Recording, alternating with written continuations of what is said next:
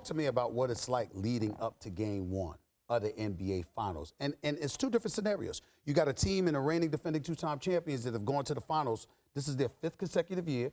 You got a franchise in Toronto that's never been to the Finals. Kawhi's been there. Yeah. Serge Ibaka's been to a Final. Kawhi has won a Finals. Yeah. But for the most part, a vast majority of those guys have never gone to the NBA Finals. So what's it like for the two teams going into Game 1?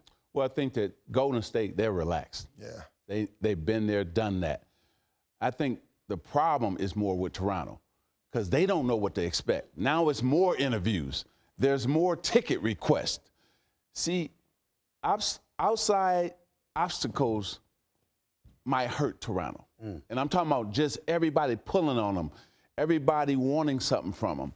Where Golden State, they said, you know what, we've been there, done that. We take care of our tickets ahead of time. We don't let our families come and bother us during this championships because their family has been through it.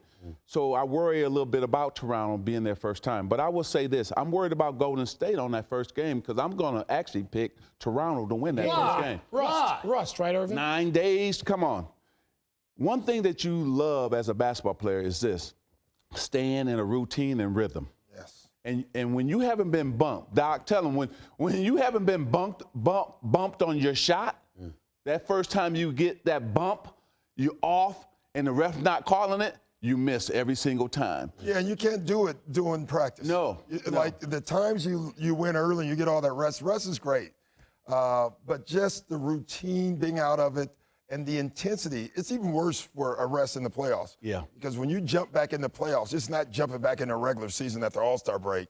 You're meeting a team that has been in playoff intensity, and you've had 9 days off. That's a lot of off. And isn't this why, didn't Pat Riley take you all to Hawaii for like a camp? Santa Barbara. How did I get Hawaii in there? But he made you have a camp, right? Yes, and we probably had 3 full scrimmages, games, with referees. How did Game 1 go? Not too good. Was that the one they lost by 40? Was that the one you lost by 40? Well, we got beat by Detroit. We had all that time off. Detroit came in and beat us Game 1.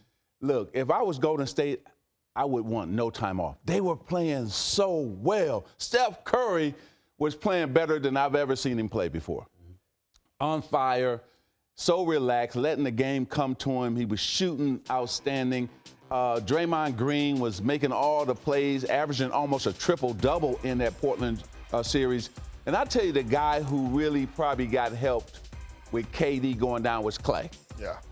Clay now knows he's going to get 20 to 25 shots again. Yeah, the third guy on any dynasty never gets as many shots. That's right. You know, Ray Allen didn't get as many shots as he used to. Chris Bosh. That doesn't mean they're not as good, but there's always a 1 and a 2 and a 3, and that guy doesn't. I was in the same situation as Nick Nurse in a lot of ways. Like when we went and played the Lakers and won the title, we had a bunch of guys that hadn't won. And for me, it was about them seeing that this was part of the necessary dream. So it wasn't about, I didn't want them to think about you're playing in the NBA Finals. I wanted them to think this was necessary to play in the NBA Finals to get to where you're going. And so Toronto, if this has been their goal, this part of it should just be part of the process. And that's the mindset they have to have going. By the way, the last coach in the Western Conference to beat the Golden State Warriors in a 7-game series. How about that? That tells you how good they are.